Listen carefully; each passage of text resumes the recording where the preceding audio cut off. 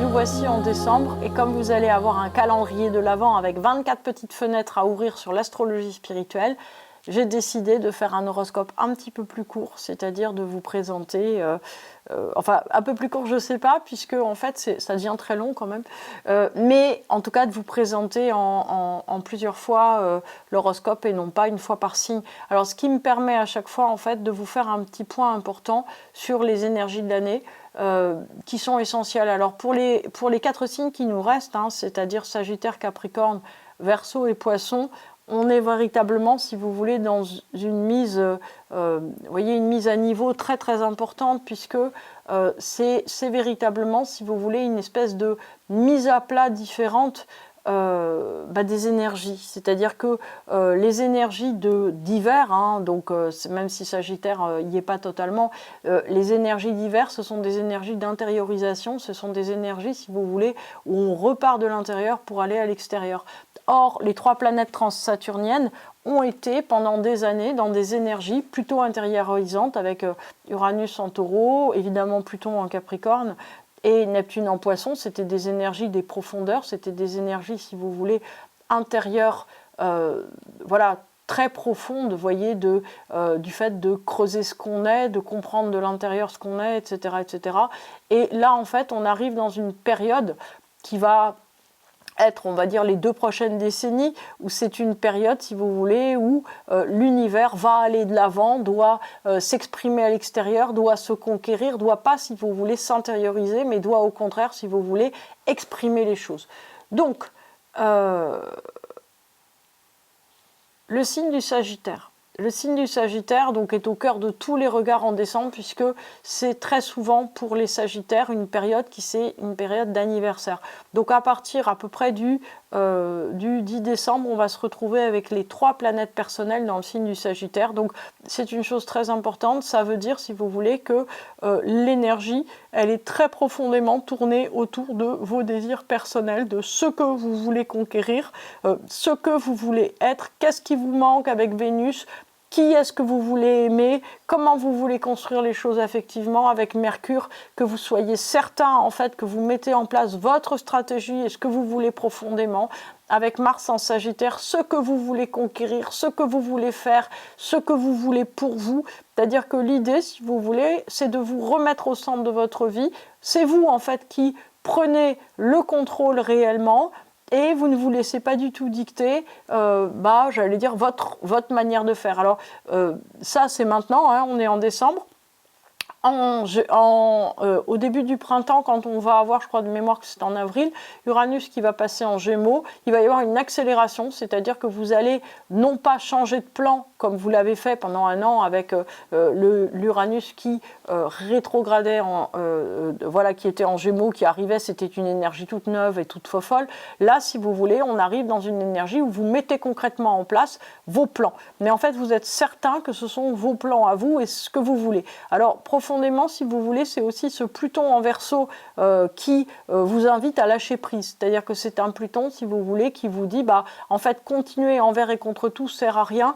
Et puis l'opposition à Uranus en Gémeaux fait que vous comprenez qu'à force d'hésiter et à force, si vous voulez, d'essayer de tenir dans la même ligne, puisqu'on vous demande de changer de ligne, et en fait vous perdez une énergie phénoménale.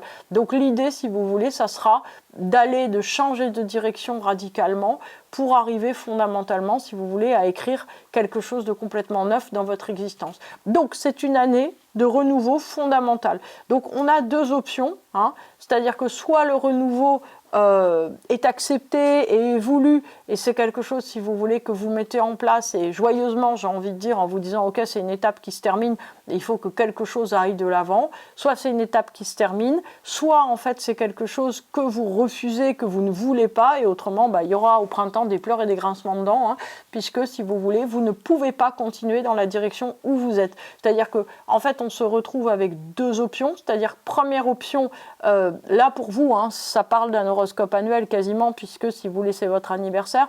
Donc première option, soit vous décidez véritablement d'un changement qui sera très impactant et qui va aller, on va dire, dans une direction complètement différente de vie, soit vous refusez ce changement. Et si vous refusez ce changement, qu'est-ce qui va se passer? Il y a un fort risque, d'une certaine manière, que vous vous retrouviez à passer des épreuves pour vous rendre d'accord, si j'ose dire, de ce que vous avez à faire. Par exemple, si vous avez ce Mars en Sagittaire, si vous refusez d'aller de l'avant en tranchant, la vie va vous obliger à trancher, par exemple avec des pertes, par exemple avec des obligations, etc. Vénus en Sagittaire, c'est pareil, c'est-à-dire que vous risquez d'avoir des déceptions affectives si vous ne décidez pas de trancher, si vous ne décidez pas d'aller de l'avant. Mercure en Sagittaire, c'est toujours celui qui arrive après en disant coucou, au fait, voilà ce qu'il faut en penser. Donc lui aussi, si vous voulez, il vous pousse à décider, à trancher, à aller de l'avant, etc. Donc aller de l'avant, ça veut dire quoi? Ça veut dire faire autre chose en fait que votre construction de vie actuelle. C'est-à-dire qu'aujourd'hui, vous avez un but, vous faites partie de ces gens qui savent ce que c'est qu'un temps long, qui savent comment écrire les choses. Donc en fait, aujourd'hui, on vous demande d'avancer vers autre chose. On vous demande, si vous voulez, d'écrire quelque chose qui est complètement différent de ce que vous avez fait sur ces dernières années. On vous demande en fait d'écrire une autre histoire de vie. Alors, est-ce que vous allez en être capable ? Alors, moi, j'ai envie de vous dire de mon expérience, oui, à cause de Uranus en Gémeaux qui est opposé, puisque l'opposition à Uranus en Gémeaux fait que si vous n'en êtes pas capable, la vie va vous forcer, donc vous allez forcément être capable. Donc, plus vous serez d'accord, c'est le principe avec les transits, vous voyez, plus on est d'accord en fait pour accompagner la vague, plus les choses se font positivement. Voilà. Qu'est-ce qu'on peut dire d'autre sur les Sagittaires? Que c'est une période de fête de fin d'année qui ressemble beaucoup plus à un point de route qu'à des fêtes de fin d'année, c'est-à-dire qu'on a vraiment l'impression, si vous voulez, d'une tension quand même intérieure avec Lilith en Sagittaire, voyez, en vous disant, bon, quelle est la décision à prendre, qu'est-ce que j'ai à faire réellement, qu'est-ce que je dois mettre en place, etc. C'est-à-dire qu'on a vraiment l'impression, si vous voulez, que vous revenez, j'allais dire, sur des décisions que vous aviez cru prendre en vous disant ça, c'est pas possible, etc., que vous voulez vraiment, j'allais dire, valider et aller de l'avant. Voilà. Bon. Il y a un carré naturel, vous voyez, à l'axe des nœuds, en Vierge-Poisson, donc il va s'agir d'organiser beaucoup de choses, mais dans un but d'ouverture du cœur, et non pas l'inverse, si vous voulez. Il ne s'agit pas de faire de l'émotionnalité pour organiser, c'est-à-dire qu'en gros, il ne faut pas pleurer pour mettre en place, si vous voulez, il faut mettre en place pour ouvrir le cœur. Donc c'est véritablement, si vous voulez, cette énergie qui est là, qui est très importante, puisque, si vous voulez, c'est une énergie quand même de fin de cycle pour vous, avec Uranus qui passe en Gémeaux, c'est-à-dire que là, il y a un petit peu une logique de ça passe ou ça casse, mais on vous fait confiance. Alors, les Capricornes ont une opposition à Jupiter en Cancer, ils ont toujours un trigone sextile naturel à l'axe des nœuds, ils ont un trigone à Uranus rétrograde en Taureau, un sextile à Saturne en Poisson, Neptune en Poisson. Alors, on a l'impression que ça fait beaucoup de choses, tout ça, mais en fait, il n'y a pas grand-chose. Pourquoi il n'y a pas grand-chose? Parce que Uranus va bientôt passer dans le signe du Gémeaux, parce que Neptune et Saturne vont bientôt passer en Bélier, et que Jupiter, oui, ok, il est en opposition en Cancer, et on va commencer par lui, mais en vérité, c'est déjà une énergie qui est complètement assimilée pour les Capricornes. C'est-à-dire que les changements qu'ils ont déjà opérés affectivement, familialement, patrimonialement sont déjà faits. Vous vous êtes occupé de ça depuis 6 mois, donc ça c'est déjà fait. Donc aujourd'hui, si vous voulez, l'énergie de Jupiter en Cancer, c'est une énergie qui ne propose pas de challenge, c'est une énergie, si vous voulez, qui est complètement douce et fluide. Donc au fond, si vous voulez, vous rangez simplement votre monde familial, peut-être votre monde artistique, vous savez à quoi vous attendre, vous essayez, si vous voulez, de miser sur une sorte de stabilité intérieure, et vous avancez tranquillement. On va dire que le problème de Jupiter en Cancer, c'est l'absence d'événements. C'est-à-dire que c'est quelque chose, si vous voulez, qui va dans une continuité. C'est-à-dire que si vous attendez, j'allais dire, un grand événement qui ramène une famille unie, etc., il n'y aura pas. Ce qui peut se faire, au fond, c'est que des enfants prennent leur indépendance positivement, que des parents se sentent bien en s'étant expatriés, que des cousins que vous aimez beaucoup soient heureux d'être ailleurs aussi. Si vous voulez, on est dans une énergie globale où tout se met en place et où progressivement, si vous voulez, on enlève même la notion de heure complètement.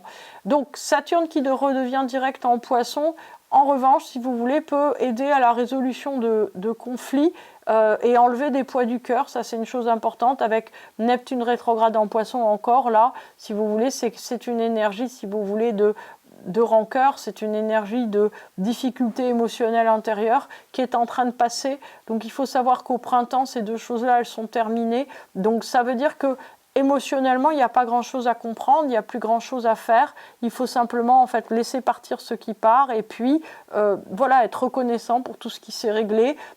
Ça sera une énergie d'avancée, de mise en avant, etc. Pour le moment, il n'y a pas grand-chose à faire. Hein. Le trigone à Neptune, le trigone au nœud sud vierge de l'univers est un trigone qui est globalement assez inopérant, puisque c'est un trigone, si vous voulez, qui dit surtout que on est en fait dans une période où il n'y a plus grand-chose à ranger puisque tout est à peu près fait. Donc oui, vous pouvez continuer à ranger des choses dans votre vie, mais il n'y a pas grand-chose à accomplir.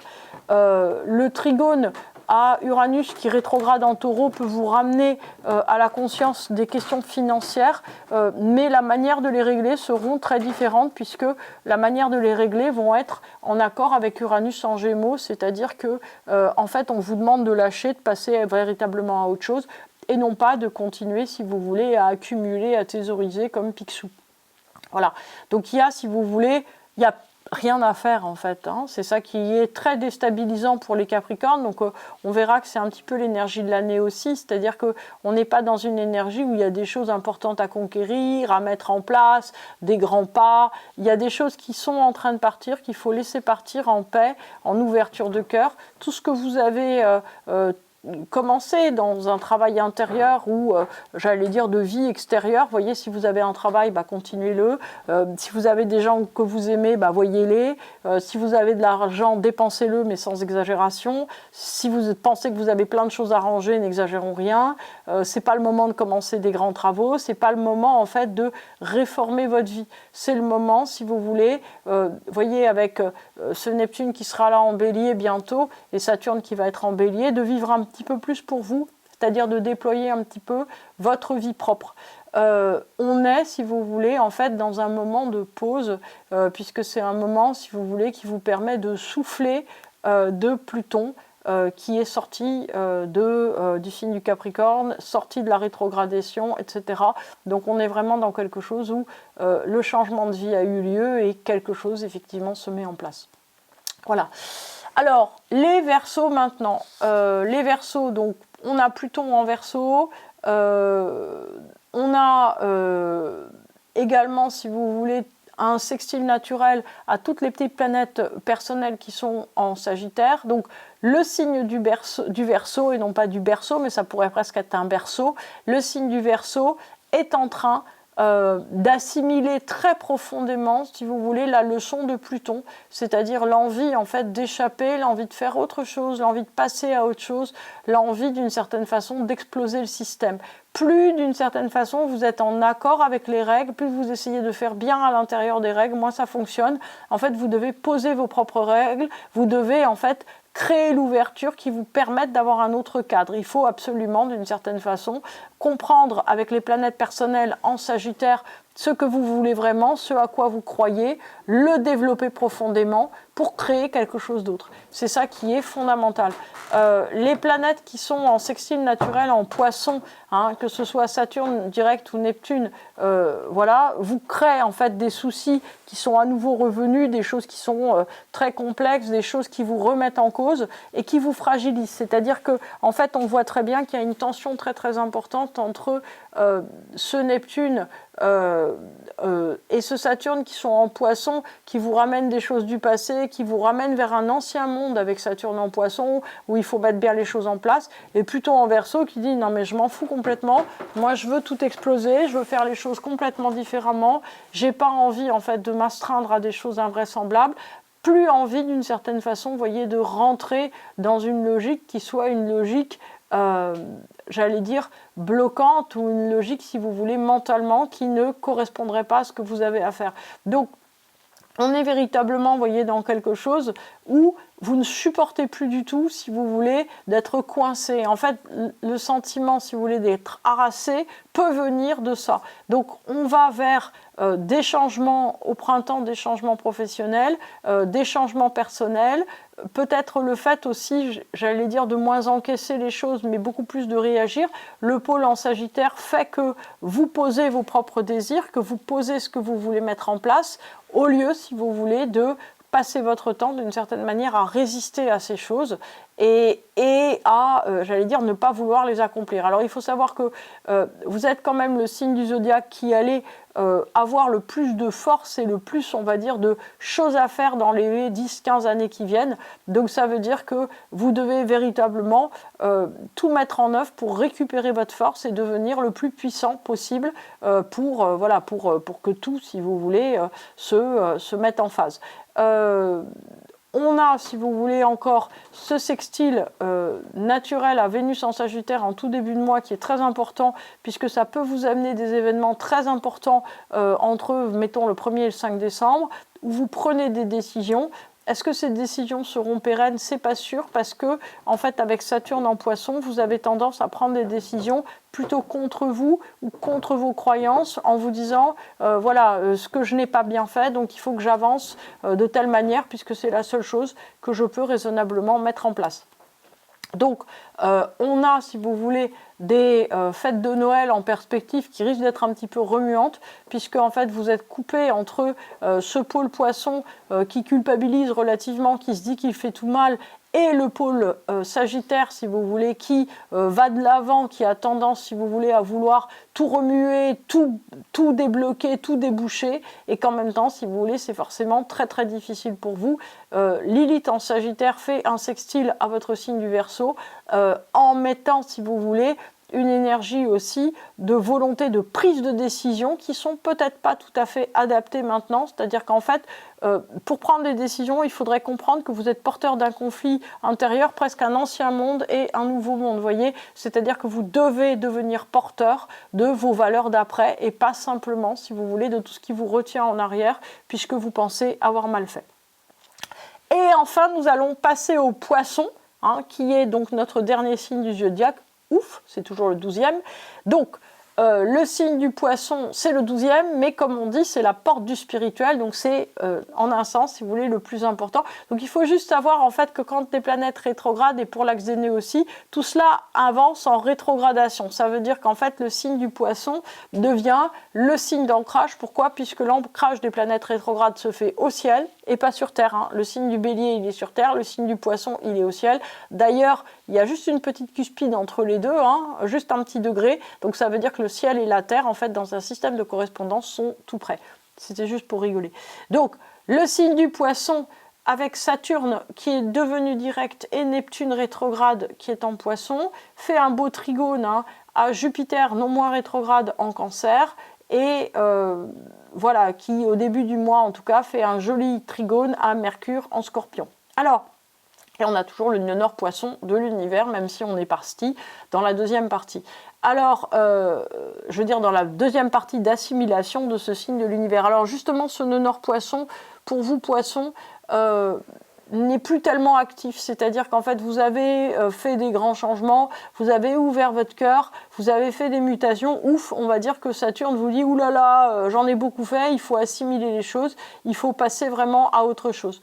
Donc ce qui veut dire, si vous voulez, qu'on se retrouve dans quelque chose où d'une certaine manière, vous êtes en train d'essayer d'assimiler votre propre ouverture. Vous voyez, en vous disant, est-ce que je n'ai pas changé de direction? C'est embêtant. Donc, l'énergie, si vous voulez, entre Saturne et Neptune fait que vous êtes tiré en arrière, alors moins sur des culpabilisations internes, moins sur des sentiments, si vous voulez, j'allais dire, émotionnellement, vous voyez, de rancœur ou de rancune intérieure ou d'envie de partir au conflit. Vous avez juste envie d'être tranquille et peut-être qu'on vous laisse tranquille. Donc c'est quelque chose qui est important si vous voulez à déployer. Depuis que Saturne est direct, il se peut qu'il y ait beaucoup moins de fatigue qui soit là.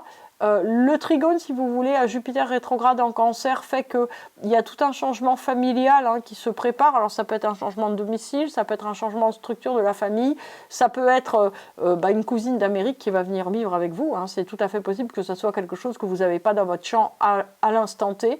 En tout cas, si vous voulez, il y a toute une mutation intérieure qui se fait à cause du sextile à Uranus rétrograde en Taureau. On se retrouve, si vous voulez, avec des arbitrages financiers qui sont importants. Alors, au printemps, on va dire que la donne, elle va légèrement changer. C'est-à-dire qu'au printemps, on se retrouve, si vous voulez, dans une logique qui va être légèrement différente, c'est-à-dire une logique qui va nécessiter d'une certaine façon de réorganiser financièrement votre vie, mais en fait, vous ne pourrez le faire qu'avec d'autres. Vous ne pourrez pas le faire seul. C'est-à-dire que vous, si vous essayez de fonctionner uniquement sur vos propres forces, vous n'arrivez pas. Donc c'est le moment de solliciter les parents, de peut-être faire les changements qui vous permettent d'avoir un mode de vie, j'allais dire, moins cher, voyez, moins compliqué à atteindre financièrement. En fait, c'est le moment, si vous voulez, de retomber, on va dire, d'une espèce de folie des grandeurs intérieure vers quelque chose, si vous voulez, de plus simple, de plus doux, de plus facile à vivre. C'est très important, en fait, que vous vous retrouviez dans une vie qui soit une vie, on va dire, gérable pour vous, parce qu'en fait, il y a un grand besoin de douceur qui est là.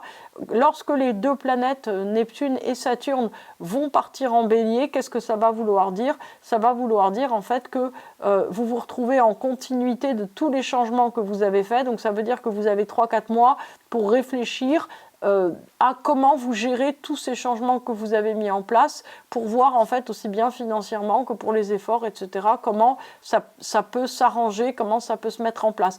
C'est le moment, on va dire, de, j'allais dire, accepter et continuer les projets qui sont mis en place, mais pas, si vous voulez, d'en lancer d'autres à partir de 2026. C'est-à-dire que tout ce qui est lancé en 2025, ça va, mais il ne faut pas en lancer davantage parce qu'on voit très bien, si vous voulez, qu'il y a déjà, avec le carré naturel au signe du Sagittaire, quand même une tension intérieure importante qui est en train de naître et l'importance, si vous voulez, de j'allais dire ne pas en surrajouter, c'est-à-dire que ce n'est pas le moment de faire des plans d'avenir, c'est le moment, on va dire, de mettre en place un petit peu tout ce dont vous êtes porteur.